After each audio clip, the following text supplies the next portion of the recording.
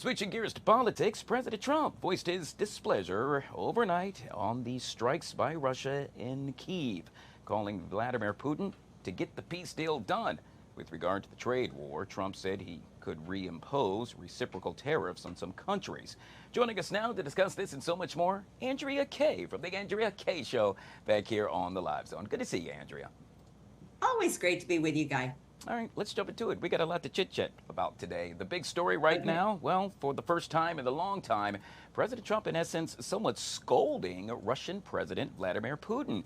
In so many words, Trump told Putin to, quote, stop with regard to the bombing in Kyiv. What do you think about the president's rhetoric toward Putin?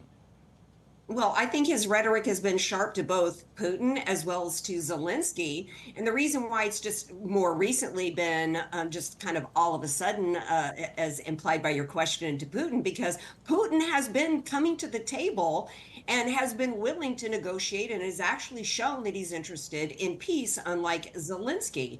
And so Trump has no dog in this fight other than to try to stop the endless carnage that is taking place and causing the loss of lives for both Ukrainians and Russians.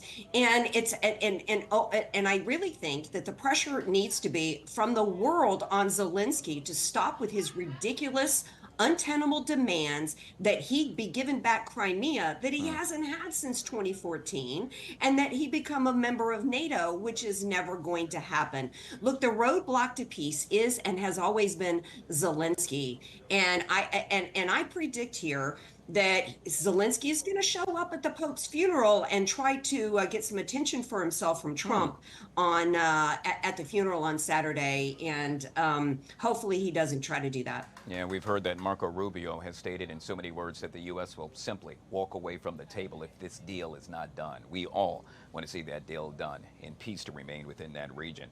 Andrea, let's move on to one of the other big stories of the hour. President Trump now asking the Supreme Court to allow a ban on transgender members of the military, in essence to take effect at least for now. This after a lower court ruled to do the exact opposite. Now, if this is done, Andrea, this in essence would be a big deal.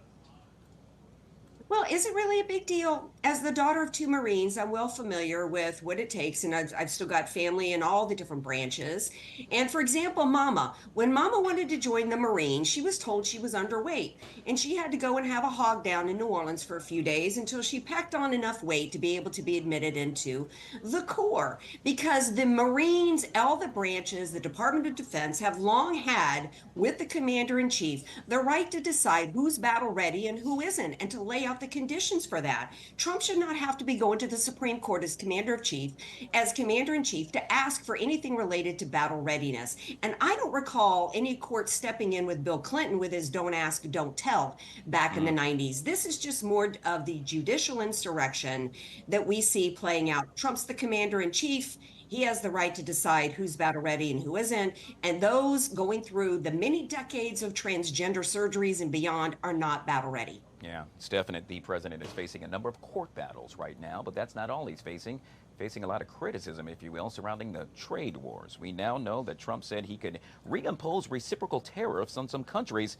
In essence, if they don't get their act together, he will do this as soon as 2 to 3 weeks from now. It's unclear what tariffs Trump will slap on those countries and if they're unable to strike a deal. But one thing's for sure, it appears, Andrea, a lot of folks are going back and forth with the president. Well, yeah, negotiations are underway, and we were not going to bring Trump, and the Trump administration was not going to be able to bring all these global actors who've been taking advantage of us economically with our assistance. He was not going to be able to bring them to the table on an ask. It was going to have to be through bold talk, bold actions, and there are negotiations that have been underway. We heard J.D. Vance outline or announce that a framework had been reached with India. We know, as Caroline Leavitt announced, 18 countries are in the process of working out deals. And this is what has to happen if we are going to return the United States to its manufacturing and innovative and technological greatness for on which we always were in the past. Our history of the world, Guy, is the United States of America created all the technological innovations on which the world currently depends. But over time, through bad economic policy and bad trade deals, we don't manufacture anything anymore. And we have got to turn that around if this country is going to stay afloat. And Trump is doing all that he can to ensure that. He's signaled through Scott Bessent that they're open to easing things with China to get them back to the table, to allow Andrea, China to let save me stop face. you here for just one second. On the Certainly. top, or actually, we just took it full screen. The Prime Minister of Norway, Jonas Gahr Støre, actually arriving at the White House. You see the two, President Trump and the Prime Minister, shaking hands. They have a lot to talk about. Obviously, trade and regional security top of mind. Typically, the president says something or another. Let's see if he does just that. Let's take a listen in. Trump, sir, today you told Vladimir Putin to stop with the attacks. Do you think he'll listen to you? I do, yeah. Do you think there's still a chance for peace? All right, there we have it. President Trump taking at least one question. It wasn't quite clear what question it was posed. I heard something made mention of peace. Obviously, the two are going to have a bilateral meeting.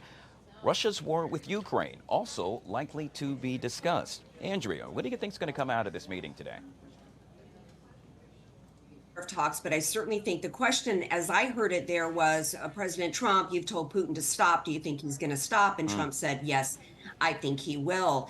One of the hiccups actually to the peace deal that was laid out was that Zelensky, Ukraine would not become a member of NATO, but there was a carve out for them to become a member of the European Union.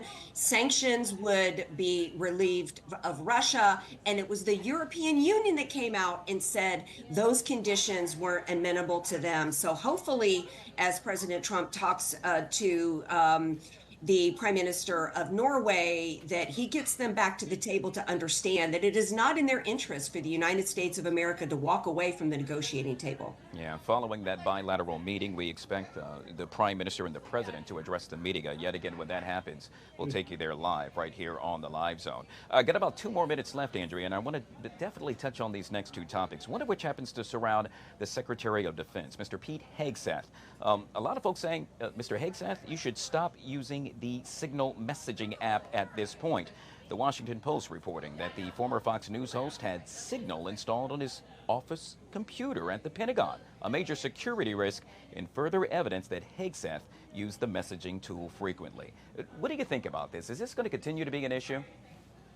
Well, it is if Hegseth continues to use Signal. Look, Signal is installed on all of the devices and all the apps. That's why so many people were on the chats. At this point, he's gotten rid of what were some people that were alleged to be leakers. But at this point, because there are still leaks within the Department of Defense, we learned yesterday Susan Rice is still on the Defense Advisory Council, which is ridiculous. We don't have time to get into her background, but Pete Hegseth is aware that there's infiltrators there, and he needs to tighten it up on his communications. All right, we'll end with this, and that is, we all know you are a Republican strategist. In this case, we're going to, well, flip the script, if you will. We're talking about the Democrats. Apparently, Democrats now plan to spend some $12 million in rural areas with an eye toward 2028. It appears that the Democrats are saying, you know what, in order to win, we really need to win in those areas. What say you about that?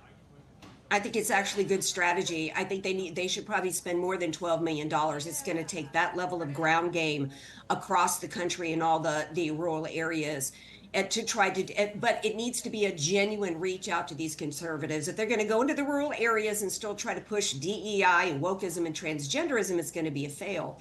But if they reach across the aisle for the reasons why these rural voters, the working man of America, many of which are blue hats and union workers, and why they went to Trump, then it actually could be really effective strategy. Yeah, it's going to be really interesting yet again to see how all of this unfolds. Andrea, folks that want to get a chance to listen to you, how would you go about to do so? Go to AndreaKayeShow.com, AndreaKayeShow.com. Always great to be with you. Thanks for having me. And truly appreciate you. I look forward to our discussions. All right.